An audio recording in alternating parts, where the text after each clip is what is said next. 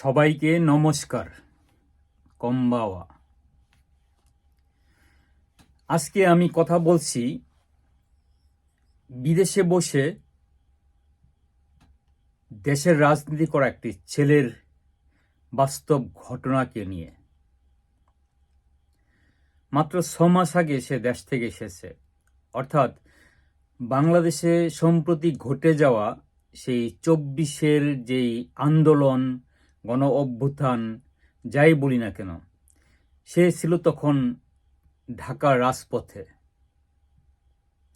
তার বাস্তব অভিজ্ঞতা নিয়ে আমার সাথে এরই মধ্যে কয়েকবার কথা বলেছে।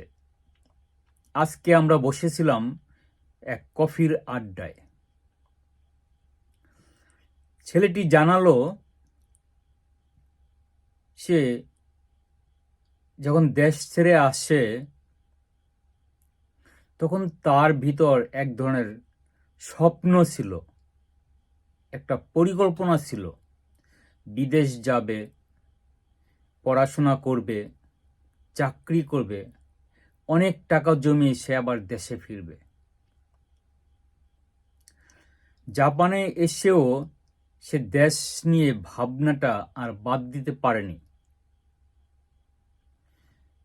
আজকে সে জানালো সম্প্রতি দেশের যে পরিস্থিতি, এ নিয়ে সে ফেসবুকে নিয়মিত স্ট্যাটাস দিত।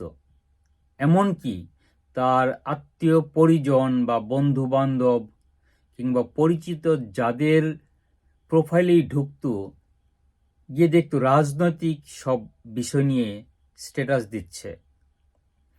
সে তার অল্প 6 মাসের, আর তার যেহেতু জাপানে আসা মাত্র 6 মাস হলো, এই 6 মাসের অভিজ্ঞতা নিয়েই নানান বিষয় মন্তব্য করত।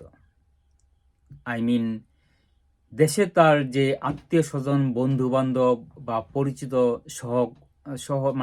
সহকর্মী বা সহযোদ্ধা ছিল রাজপথে, তাদের স্ট্যাটাসের নিচেই সে মন্তব্য লিখত। কোথায় বাংলাদেশ আর কোথায় জাপান, এই 6 মাসে সে যা দেখেছে, যা জেনেছে কিংবা যা শিখেছে, সেটাই প্রতিফলন ঘটাতে ছিল বাংলাদেশের সেই তার সহকর্মী বা সহযোদ্ধাদের স্ট্যাটাসের নিচে লিখে।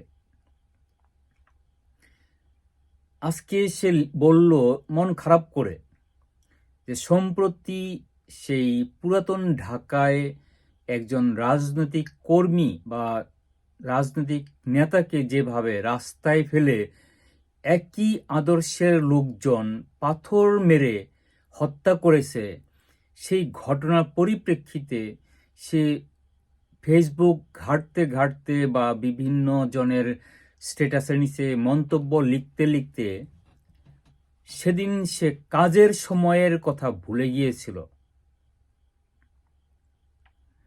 কাজে তার যাবার কথা ছিল সন্ধ্যা 6টায়, অর্থাৎ সন্ধ্যা 6টা থেকে তার কাজ শুরু।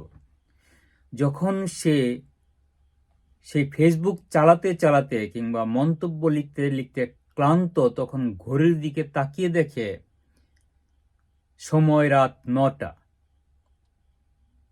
অর্থাৎ সেদিনে তার চাকরিতে আর যাওয়া হয়নি, একদিনের রোজগার ইনকাম।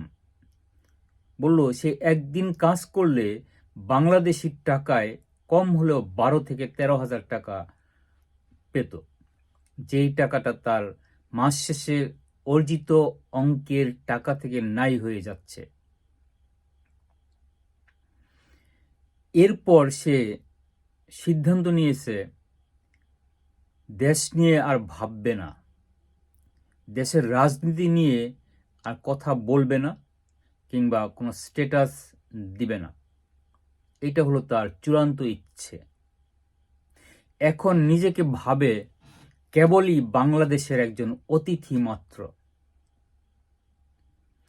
দেশ থেকে আসার সময় সে তার আপন ছোট বোনকে বিয়ে দিয়ে এসেছে। এখন পড়াশোনা করছে, পাশাপাশি পার্ট টাইম জব করে নিজের খরচ জোগাচ্ছে।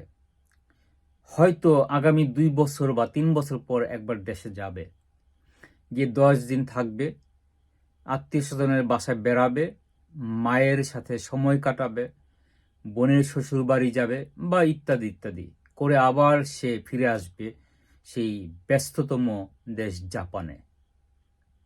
আমি জাপান থেকে যেহেতু বলছি, এটি জাপানের গল্প। এভাবেই এক সময় সে জাপানে স্থায়ীভাবে থাকার চিন্তা করবে, হয়তোবা চিন্তা করবে জাপানের পাসপোর্ট নেয়ার জন্য, বা পাসপোর্ট নিয়ে আরও স্থায়ীভাবে তার সব কিছু শক্তভাবে এখানে অবস্থান করে থাকার চিন্তা ভাবনাই তার এখন চোখে মুখে কিংবা মাথায় কাজ করছে। যতই সে বাংলাদেশি, বাঙালি কিংবা যাই বলি না কেন, সে আর দেশ নিয়ে ভাববে না, দেশে ফিরে যাওয়ার কথা ভাববে না।